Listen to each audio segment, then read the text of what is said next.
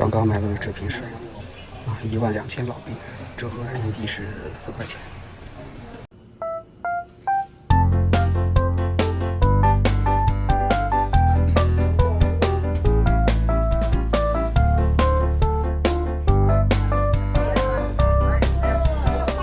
大家好，我现在在中老铁路上，然后呢，从莫丁出发要去琅布拉邦，然后呢，我在网上订了一个琅布拉邦市的民宿，到了我们可以参观一下。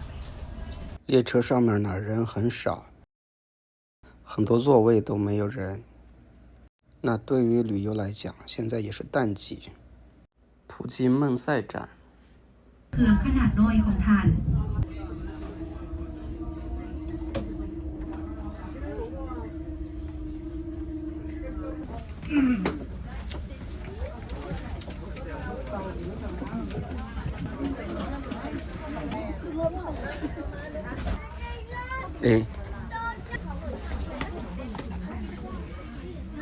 从孟塞上来的人呢比较多，座位才基本上坐满了。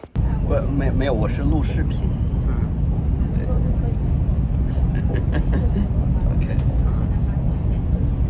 因为你的中文真的太好了。还行，谢谢。我旁边这位小哥呢，他是位大3的学生，然后但是他已经结婚了，很漂亮的3口之家。他是学师范的，然后他的专业是英语，但是他的中文非常好。现在跟中国老板在实习，现在去琅布拉邦市出差。在婚姻方面呢，我们也可以在大学阶段结婚，但是没那个实力。我订到琅布拉邦是1个小时18分钟，92块钱人民币，很快就到了。琅布拉邦是个美丽的小城市。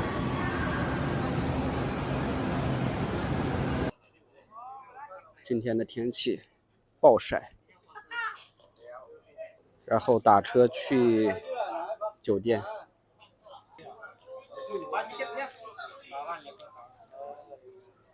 我坐上了去酒店的出租车，然后是4万老币。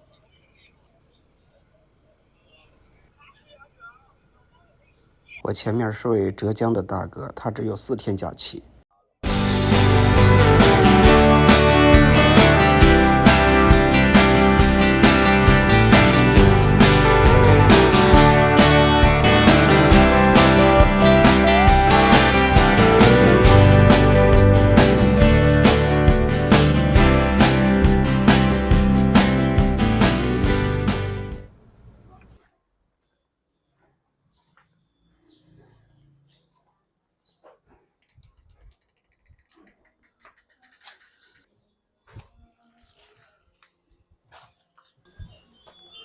哇，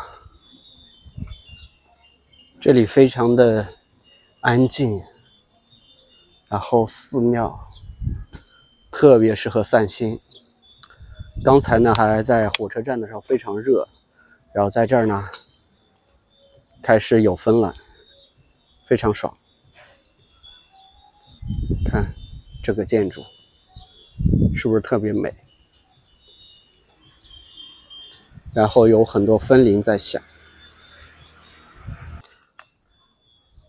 然后呢刚刚下车，现在走着去那个青旅，然后呢这个青旅是40块钱人民币，我看评价还不错，而且还带早餐这在我们中国国内也基本不太可能。看一下是哪一个，这儿有一个 ATM。Hello。这边呢其实有很多旅游的老外，都非常的有礼貌。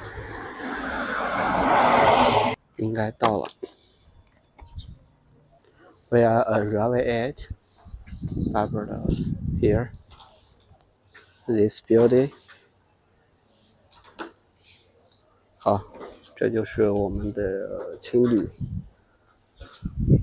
然后呢，旁边呢就是寺庙，纵享这个宁静。然后呢，这里还有一个嘟嘟车，这里有2个嘟嘟车。我现在呢办理入住。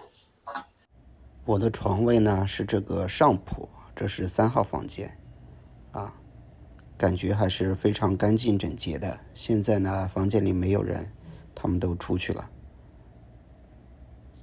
然后呢这儿有些提示啊，有可以借锁啊，锁自己的东西。这是个鞋架，现在只有我自己的1双鞋。然后这是卫生间啊，也提示禁止吸烟的。我们看一下卫生间，好，挺干净的，应该是打扫过。我开一下灯，灯在哪儿啊？灯在外面。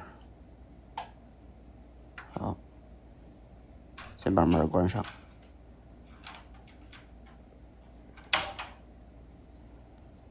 好，这里的话就是正常的一个卫生间，卫生间的话是淋浴和卫生间在一起啊，一共其实有2个卫生间，外面还有1个，所以的话里面住的一共有6个床位啊，也是完全够用的。早餐是7点半到10点，退房是早上11点前。我发现我的这个上铺呢，还是这里面最隐私的一个床位，别的床位都是帘子啊，我这个有一块板子隔挡啊，还是不错的。哎呀，太惬意了！已经办理了入住，一块就是6000老币，差不多3块钱的啤酒，然后走在别具特色的大街上，真的非常好。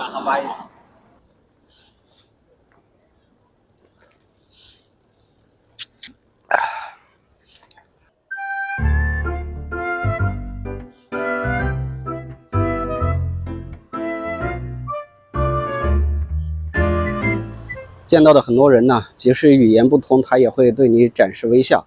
只要是正眼，哎，突然你瞥他一眼，然后他也瞥你一眼，看见了，都会相视一笑，或者起码说个 hello， 感觉很好。这儿有一个蛋糕店，但是我还不太饿啊，不是蛋糕店，就是一个餐馆，还不太饿。坐在这儿喝咖啡。你看壁虎啊，东南亚壁虎是最多的，你看随处可见的壁虎，但是这个东西不伤人，不要怕啊，千万不要怕。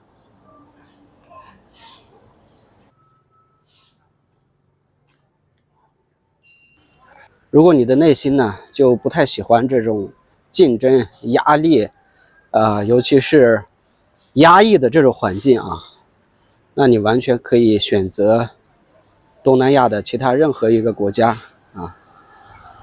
选择东南亚的最主要原因肯定就是经济实惠嘛。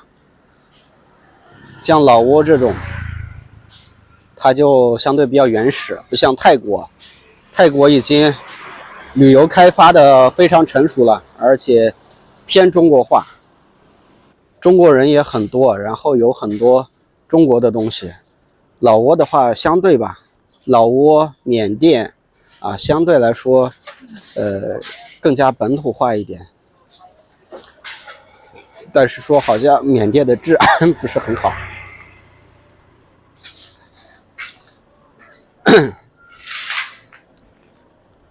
相互照面，就相互微笑，点个头就非常 OK 了。不瞒你说，因为我在国内其实特别社恐，就是我在车上或者路上碰到了不管是熟人还是陌生人，熟人的话，对吧，你要打招呼，如果对方没理你就会非常尴尬。然后陌生人的话，你看别人一眼，或者刚好别人也在看你，也会显得尴尬，好像这个人为什么好像在偷看我。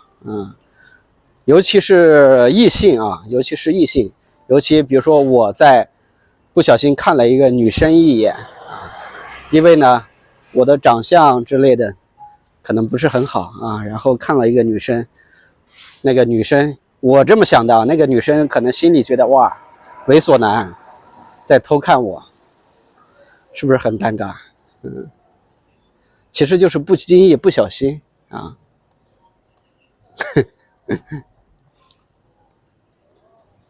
但是出来之后呢，就这个感觉就没那么强烈了。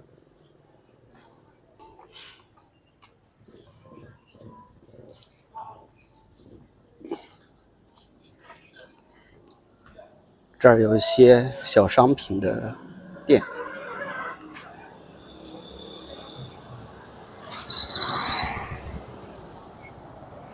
但是呢，我对这些艺术品、纪念品真的也不是很感兴趣啊，也用不到啊，也没有信仰。我是一个没有信仰的人，对不起，有些不能说。你看药店之类的，像这个老挝呢，就是一个十字，但是在泰国呢，它肯定会写上中文字的啊。虽然那个中老也是友好国家，但是泰国呢，毕竟旅游的中国人太多了啊，所以呢，它会尽可能的标注中文。What's this？ 这个小姑娘在夹纸，不知道她在做什么，可能在玩吧，就跟我们小时候一样，去玩泥巴之类的一样。看一下，全部都好像艺术品一样，真的是艺术品。那为什么有那么多的人，对吧？推荐大家到琅勃拉邦，可能这就是它的吸引之处。环境呢非常安静，东西呢比较古朴，建筑的风格呢也是非常的欧式啊，因为它在历史上曾经被法国殖民过，所以建筑偏欧洲。虽然呢，老挝的经济在世界上是中等那个偏落后的国家。但实际上还不错啊，当然了，这是他们的城市啊，就是一个小城市，农村地区呢肯定非常贫困啊，咱们国家也一样。这个在我的印象里，北上广深啊和纽约，还有这个东京是没有区别的，对吧？很多老外来旅游觉得啊，北京、上海、广东什么的非常不错啊。那我们这些欠发达地区的人去，也觉得非常不错，跟出国了一样。但是呢，我们没有资本啊，去待在那个地方。还有一个明显的特点呢，就是老挝这边呢，它不管是开车也好，骑摩托车也好，它比较慢，它比越南慢。越南的话，风驰电掣啊，简直是！我坐了几次摩托车，坐在摩托车后面，啊，就是保命要紧，感觉是这样。但是实际上，人家的那个司机啊，技术非常好，非常娴熟。我待了1个多星期，也没看见过发生一起车祸啥的。这边的话，开的都相对平稳，你看也是摩托车非常多。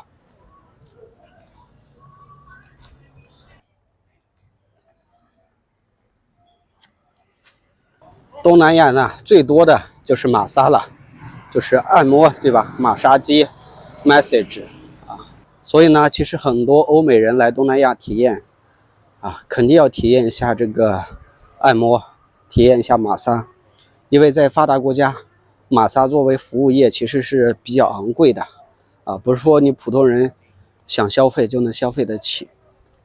从事玛莎的技师呢，也是发达国家啊。工资还是很高的，但是在欠发达的地区呢，因为由于它的人工成本相对低啊，然后呢，它就低一些。我都差点忘记了我这趟出来是要做什么。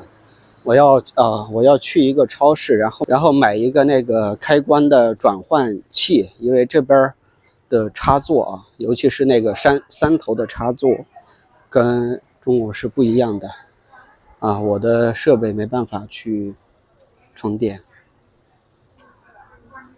然后边走边说，刚才刚到琅勃拉邦下车的时候，碰见了一个浙江的老哥，然后他是只有4天的假啊，昨天来的老挝，然后今天到琅勃拉邦，然后他明天就回去了啊。他说觉得这里还不错，千里迢迢从浙江跑到这儿来，就为了玩2天。然后再说一下刚刚的那个民宿里面，我的下铺是一个日本小哥啊，名字叫的Coco 了，所以我还告诉他，我说那个有点像可乐，然后叫他 Mr. 可乐，他说也没关系，然后他是一个25岁的一个那个做建筑方面的，他说他是他的那个职业的名称啊我忘记了，但是他是做建筑方面的，然后他的现在呢有1个月的假期，他准备在老挝待2个星期，他已经待了几天了啊。然后呢，我看也什么都没带，就带了一个包，然后拿了一个手机，也就是跟我们国内很多人一样，然后就是看手机发呆，坐着啊。这儿呢就是市场夜市啊，夜市在这儿，所以呢这个民宿非常好的是非常接近夜市，也就是500米。夜市这儿呢是琅勃拉邦比较热闹的地区啊，有很多好吃的，还有衣服之类的。当然呢，必不可少的琅勃拉邦呢就是各种各样的寺庙，因为毕竟是一个佛教地区，佛教国家。我上次来的时候呢，也在这里逛了好几圈。衣服呢也是像这种衣服，这个是老挝传统的服饰呢，当时折合人民币是60多块钱啊，夏天的衣服就这个啊，就这个衣服65块钱，是纯棉的啊，纯棉的。但是我们国内呢，其实这个工业非常发达，尤其是制衣业，所以呢这个成本在国内也拿得下来，只不过这边的就更具有当地的一些特色吧。现在呢他们也开始刚刚出摊儿，这儿还有些金银首饰啊。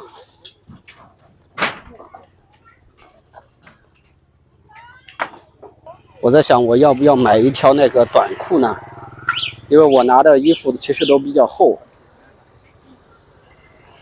不太适合在这儿逛。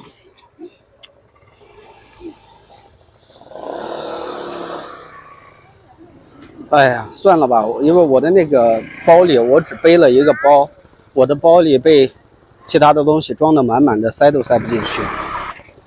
这是那个僧人呢，僧人在当地是非常受尊重的啊。还有一个呢，上次我去寺庙，不小心忘记了穿了短裤说一声抱歉，因为在寺庙里面他要求是要穿长裤的。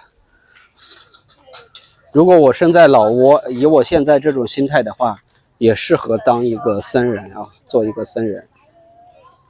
当然我还是不够虔诚。我家里呢，小时候我妈经常买一些花床单各种各样的牡丹或者什么荷花的那种大的花被子、花床单，跟这边其实有一点点像但也不完全是。现在呢时间是下午5点多，国内时间是6点多。然后呢夜市的这些商贩呢开始准备。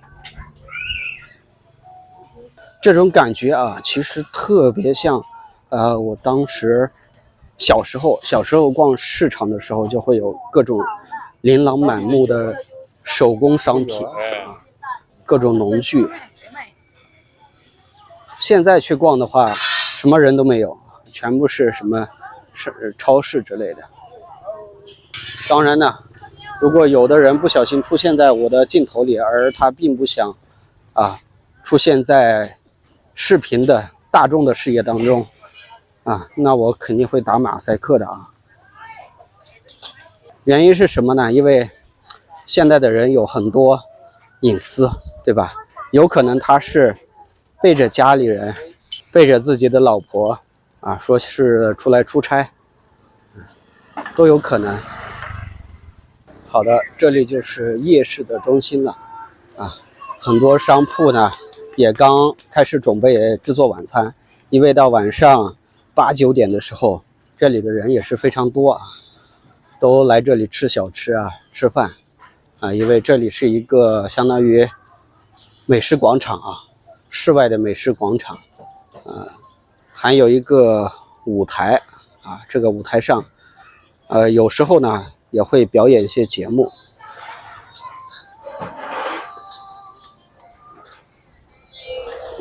现在呢还基本上没有什么人，商铺也才刚出摊已经有几个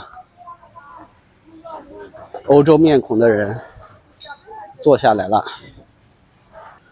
在国内呢，其实像这种场所现在基本上都变成了室内，对吧？比如说万达广场之类的室内的美食城各有各的好处吧。室外的话空气就会相对好一点，室内的时候如果说你去吃什么东西，旁边有一个火锅的话，那浑身全是火锅味儿，因为那个味道一时半会不容易散出去这是什么芒果饭？很多旅行的人呢都喜欢在这儿租一个摩托一天大概是50到60块钱人民币，然后呢在琅勃拉邦骑行兜风。但是呢我是怕自己技术不太好，是害怕有危险，我就不租了上次呢我在这个前面这个美女这儿要了一杯果汁今天呢我继续再要一杯，大概是1个月前的事情了但是他还没有准备好出摊儿。Hello, I want to drink watermelon。他刚出摊我是他的第一个客人。看菠萝、香蕉、芒果、橘子，各种果汁你尤其是香蕉，别看这种香蕉就不要吃那种特别黄的，就要相对绿一点。为什么呢？绿的据说是营养价值高他让我等一会儿，他还在收拾。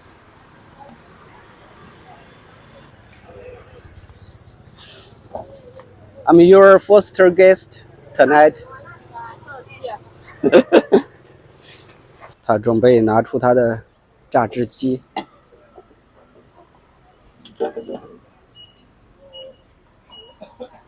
然后还要整理一下他的头发。这是什么？这是烧烤烤鸡蛋。但是呢，我真的吃不下这些东西，不感兴趣，待会儿再看吧。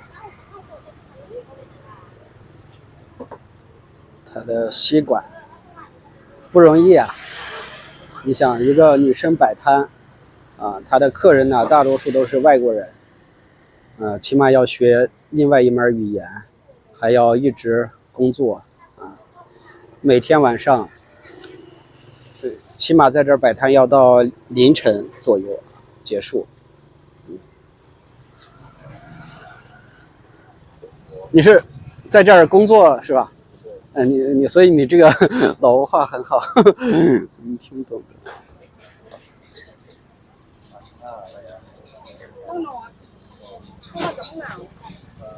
的。您在这边是做生意是吧？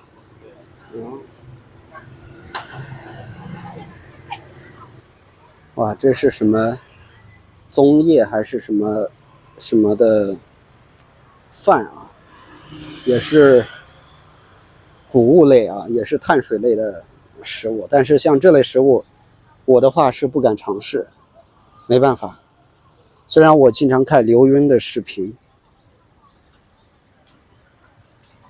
非常精细啊。你看，帮我把那个西瓜籽都挑掉了，而且是比较浪费的那种挑法。当然呢，也因为这是手工的嘛，相对就会粗糙一些。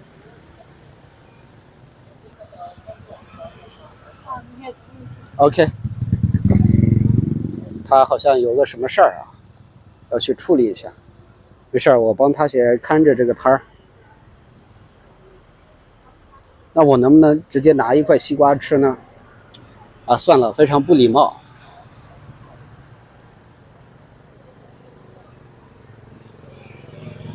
他去了哪儿？他去了那个地方，不知道去干啥去了。他回来了，我刚转头看了一眼路，他就回来了。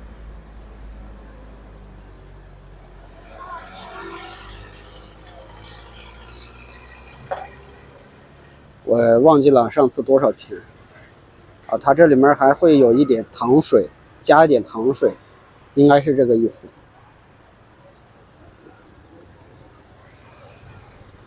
What is this? Sugar? Yes. 糖水啊。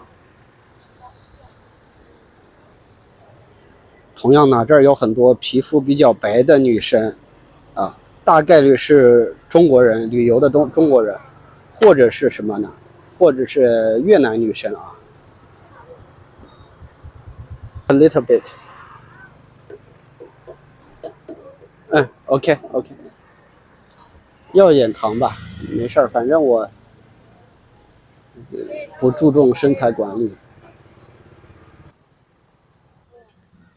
刚刚来了啊，又走了。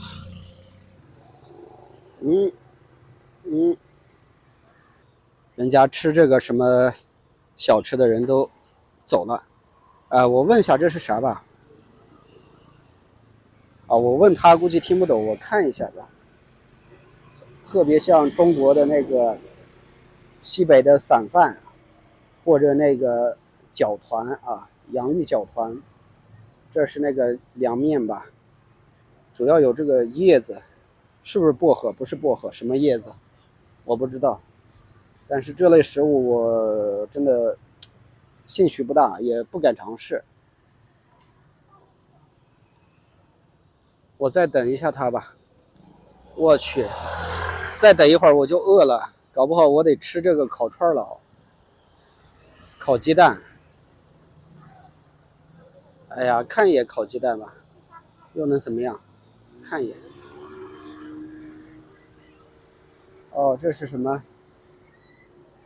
鸡蛋和年糕，鸡蛋年糕，哎，鸡蛋年糕比较干净，我来一个吧。I want one。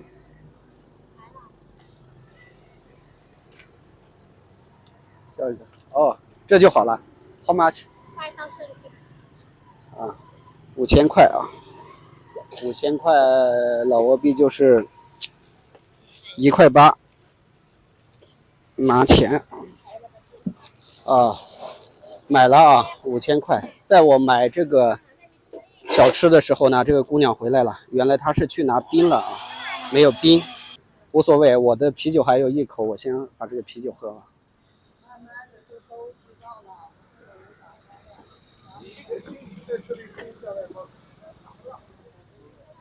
啊，一大口，完了，很不错。我的西瓜汁儿已经打起来了。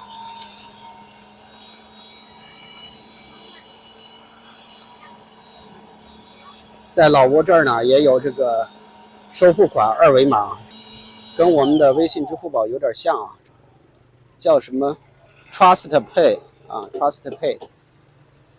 好，我的好了。How much? For 可能是由于我等久了啊，他收我17000，我给他2万吧。两个东西，西瓜汁呢是2万老币啊，2万老币就是人民币6块钱啊。当然呢，这个物价不代表其他商品的物价啊，不要以为这儿的什么东西都便宜，那可未必。好，我们继续往民工河边走啊。常在河边走，哪有不湿鞋？去湿一下鞋，然后再找一个地方享受我的美食。说起这个美食了，日本这个国家啊，看网上说是不能在街上直接吃食物的啊，必须你买了这个，虽然你买了街头的小吃啊，但是你要找一个可以坐着吃饭的地方。如果以后有机会去了日本啊，我去验证一下是不是这样的。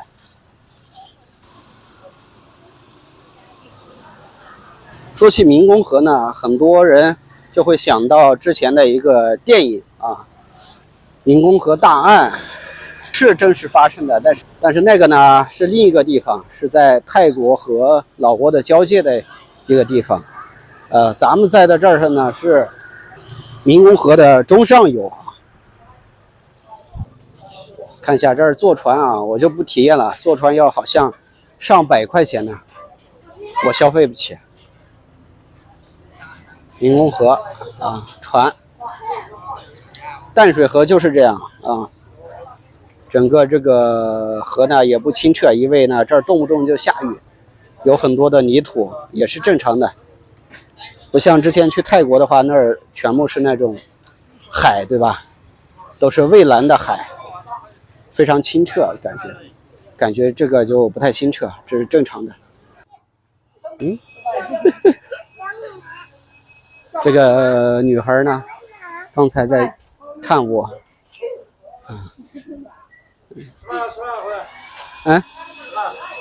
还不饿，确实这河边呢有很多中国人开的那个饭店啊。大哥，你知道这个附近哪有大点的超市吗？我想买一个那个转换头插座那个转换头。中国超市还是老超市？那个应该只有中国超市有吧？我想。走到底向右边有个超市，中国超市。这个地方走到底。走到那个车拐弯的地方，一直走到底。往前面。走到底，向右边。哇，那估计得1-2公里是吧？1-2公里不止，3-4。哦，那就那就我明天再看吧，先不弄了。好，拜拜。离这儿最近的中国超市呢还是比较远，我的电脑没办法充电，同时呢我的手机快没电了啊，我得拿下来了，不能再拍了，不然我待会儿回不去了啊。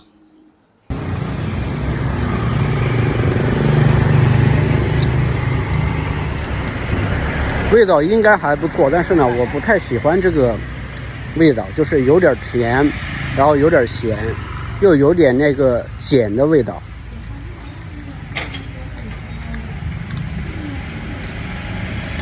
但是呢在我能接受的范围啊，我肯定会吃完。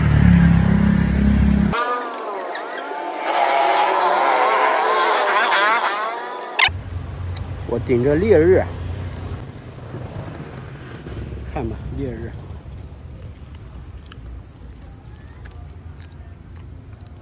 吃完它。我想买一个中国的那种3角的插座，咋就这么难？这个东西为什么没有全球统一啊？开玩笑啊！这里有一个 mini mart， 看有没有那个转换器啊。Amazing， 简直 amazing 了啊！小小的超市竟然有这个东西，真不错。一共花了4万老币啊，就是12、3块钱。看啊，现在这里聚集了大量的游客，很多都是中国游客。我也有点饿了，要不现在去吃晚饭。这里呢，其实有很多买香蕉啊、买那个的小女孩，其实都相对比较可怜。我之前呢也给过一些钱给他们。刚才呢有一个中国的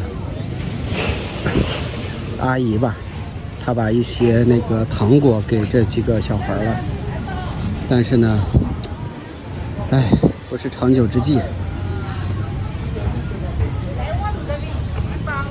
这个世界啊，它本身就是这个样子。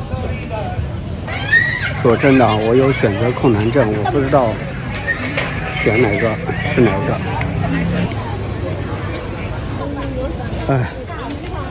那我决定回去。最终还是饿了啊，选择了青旅旁边的一家餐厅。现在呢，播放的是老挝语版的999朵玫瑰啊。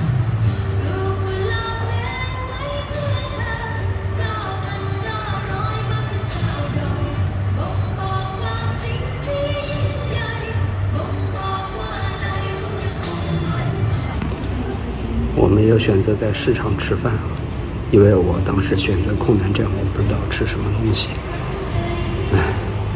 所以进入了一家店里。这家店是没有空调，只有一个风扇，所以还是很热，正常，因为我走了很长的路。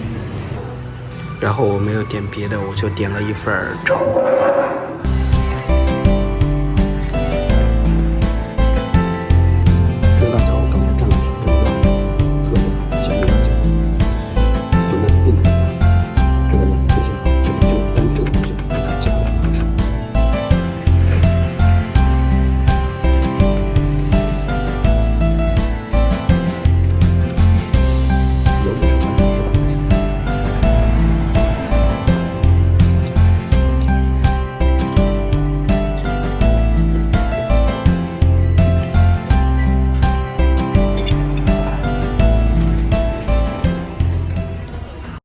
Yes， 哈哈哈哈，可以这么说啊。然后在这个3号房间里面，我的这个床位是最隐蔽啊，装修最豪华的，给你们看一下。然后从这儿对吧，进来之后，这边这个挡板啊，这是装修的挡板啊，其他的床位只有一个帘子，我这个是装修的挡板。然后全封闭啊，全封闭是吧？像一个小型的 loft。然后这个床呢，真的非常软，非常软。被子啊，我寄了一条毛巾，租的毛巾啊，洗干净的，走的时候还了就可以了。现在房间里没有人，但是还是不要大声说话了。上次住这种房子啊，就是这种多人的房子，还是上大学的时候。不过有一个区别，就是上大学全是男生啊，这样的房子是男女都是混住的。但是在国内的话一般是没有这样设置的啊，可能我没住过，我也不太知道。但是国外的话非常常见这种情况。刚才呢，其实有一个小姐姐，就是哪个国家的来着？她给我讲了我听成了巴基斯坦，她说不是的，他们是一个比较小的国家，我可能不知道我可能真的不知道，因为她的那个国家名称还挺长的，我英文不好，所以听不出来然后这里有一个挂衣服的挺长的，夏天的衣服没问题。然后这里床头有一个这样的，可以放一些水手机之类的。这儿有一个对吧，充电口，手机刚刚够用，躺着玩手机真的很爽好，充电器这样一插对吧，比如说我要看书这里LED 灯就打开了，也挺好的。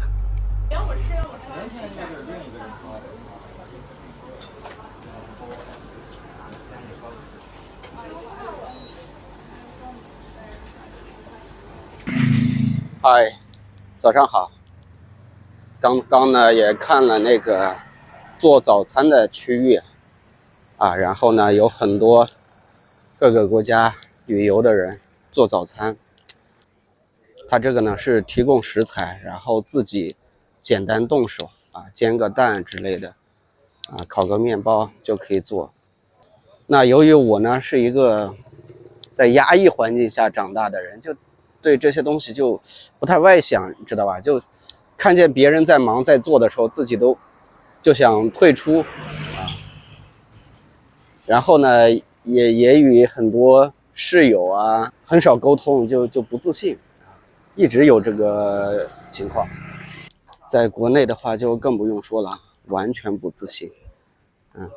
然后在这个3号房间里面呢，唯一跟我的那个下铺啊，就是那个日本人，还有另外一边的一个那个哪个国家的人的我本来走的时候想问一下，让他在地图上给我指一下的，我忘了这个事儿啊。只跟那个姑娘跟那个日本小伙子打过招呼啊，聊过几句，其他的几个都是欧洲人，他们可能因为我也没怎么说话。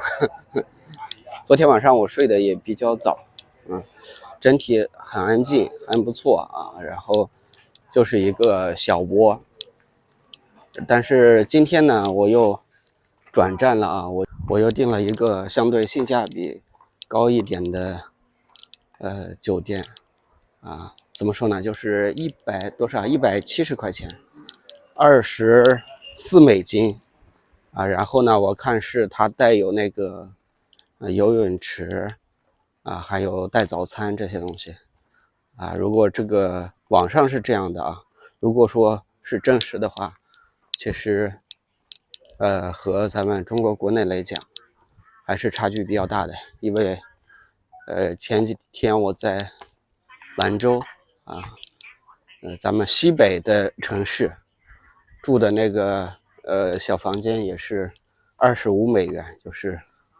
188元啊。我现在需要找一个那个早餐店。我感觉呢，这个社恐可能是一种病啊。然后现在出来没人的时候呢，就轻轻松松；人多的时候呢，我就畏手畏脚啊。别说做早餐了，真的是鸡蛋都打不开，不知道是什么原因啊。我需要下去沿着河边走。由于昨天晚上呢，其实睡得比较早，然后呢就没有去夜市，没有拍琅琊拉邦的夜生活夜景。而且呢，我把昨天拍的那个摩丁的视频清理手机的，因为我是用手机拍的，然后清理手机的这个内存不小心全部给删掉了啊。我在想要不要返程的时候补拍一下，还是说就算了呢？好，眼前的这条河呢，就是南康河啊。它呢是明宫河的支流啊，然后在500米处，它汇入明宫河啊，所以这个南康河的话，看起来相对要碧绿清澈一些。明宫河的话，它汇入了很多支流，所以它就看得比较浑浊。而且明宫河它的吃水载运也是比较高，它有大型的货船。而这个南康河呢，你看就有一些小船啊，和一些这是捞沙石的这种船吧，应该是啊。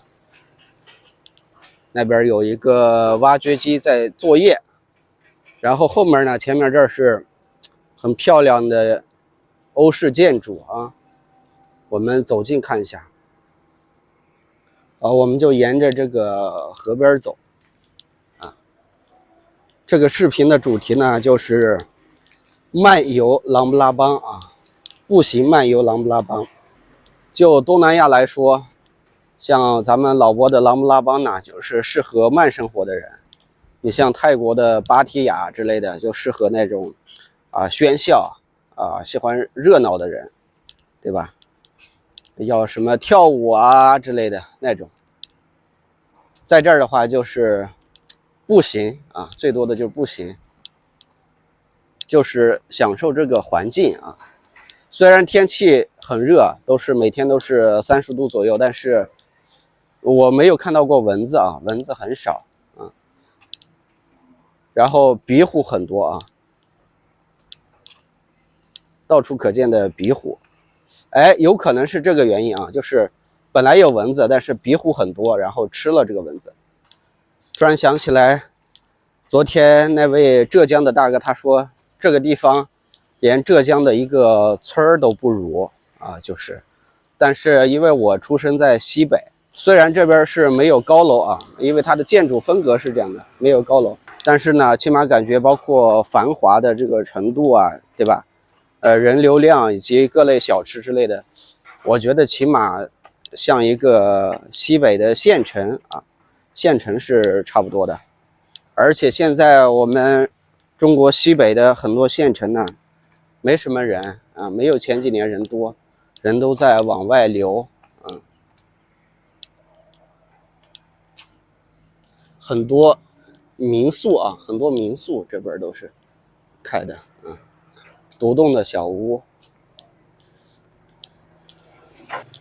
街上的人早上其实不多这边都是下午偏晚上人多，现在呢是早上9点过一点，所以人不多。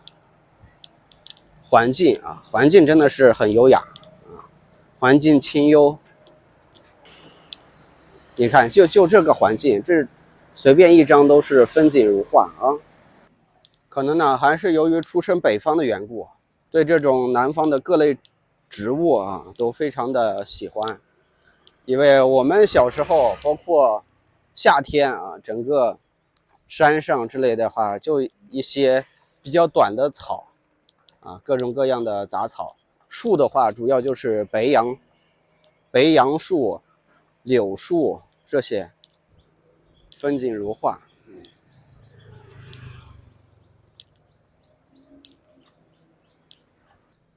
哎呀，这儿你看做的这个佛像突然一黄，跟金的一样，有可能它是刷的金粉，镀金的。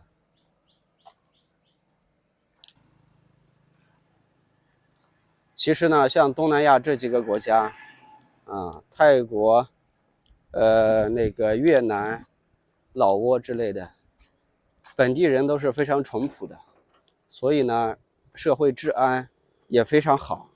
反正我去的这些地方的话，我觉得没见过什么抢包的或者偷东西的，甚至打架的人是没见过的。我在这几个地方呢加起来也一共待了差不多2个月，都是没见过的。是不是相当于很多老外去上海、北京旅游，然后他也觉得很安全，晚上也可以随便走之类的，也没有小偷之类的体验非常不错。有可能是这种感觉就是相对的，因为你对一个国家不完全了解的情况下然后你看到了它好的一面，你就会由衷的去赞美它，对吧？但是呢，当你遇见过1、2件不太好的事情之后，你的观点可能就会发生了变化。而且呢，对于旅游来说，特别容易放大自己的观点，就是觉得某一个地方非常好，或者说某一个地方非常差然后如果在社交媒体上发布了就会给其他人一个错误的导向。好，前面呢也有吃的东西，我去摸一个早餐吃。然后呢，这个视频主要就是走路所以到这里呢，这个视频就要结束了。然后如果喜欢看的话，下个视频继续。好，拜拜。